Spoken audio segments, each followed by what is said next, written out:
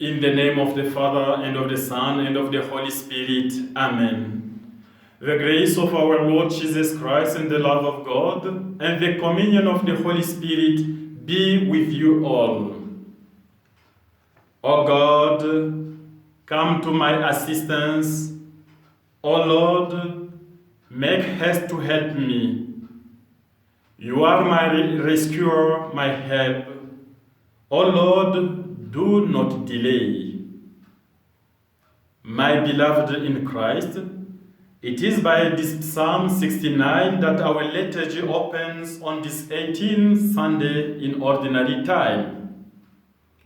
The Lord is the assistance and the help of all those who cry out with confidence to Him, and it is in Him that we must put our trust, our confidence, and our hope. For He is the only one who provides for our needs. The first reading and the Gospel tell us about food, or rather, a lack of food.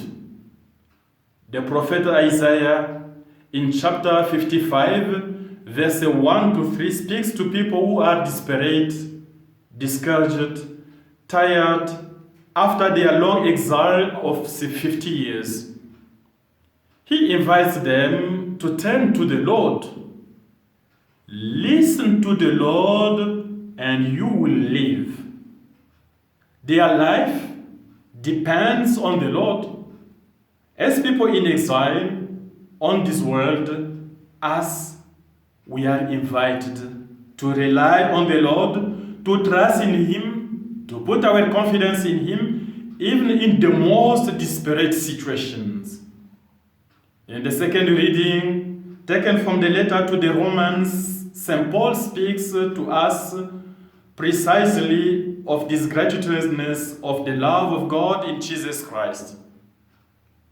Even in the midst of the worst of his difficulties, St. Paul never ceases to cry out his confidence, because he knows that nothing can separate him from the love of God, not even death. Despite everything that happens to us today, in our different life situations, in our families, in our society, in our country, throughout the world, dear beloved in Christ, we must remain firmly attached to Jesus, for without Him, our life falls into ruin. In the Gospel of St. Matthew, chapter 14, verses 13 to 21, it is Isaiah's promise that is fulfilled. In Jesus, it is God who sees the misery of His starving people. He is filled with pity when He sees the people suffering. He heals the infirm. He raises the dead. He announces the good news to the people.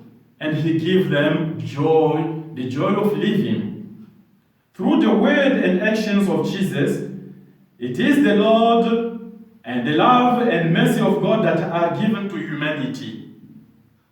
In Jesus, we discover the merciful face of the Father.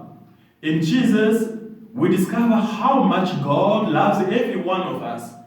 In Jesus and with Jesus, we can see how God is always with us and working with us in our lives. He will never abandon us.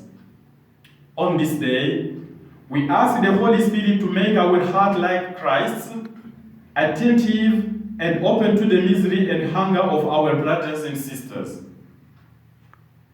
It hurts when you hear from the news that some people are hijacking public funds, while others languish in misery.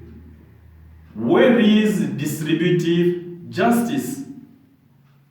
It is unfair that there are people in government institutions who divert food and money intended for the poor, especially during this period of lockdown. It is a shame. It is unfair. And it is a sin.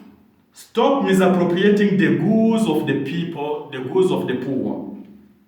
You have big salaries, and you have everything you want, do not get rich on the misery of others, especially on the poor. It is a shame.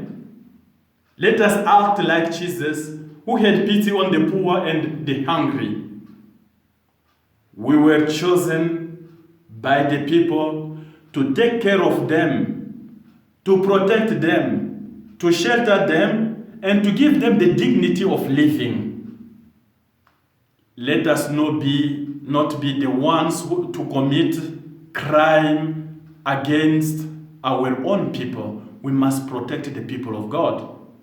Today, as in the past, Jesus takes care of his people. He feeds us for free. In him and through him, all the love of the Father is given.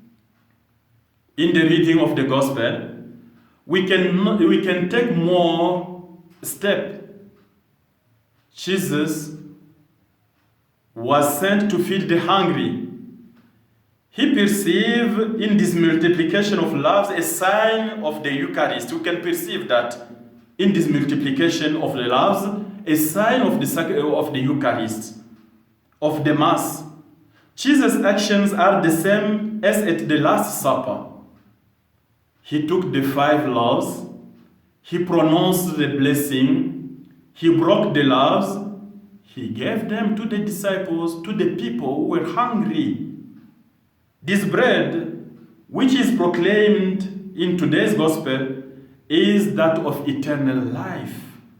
It is his body delivered for us and for the multitude. It is this sign that Jesus continues to make every day when we celebrate the Mass, when we celebrate the Eucharist.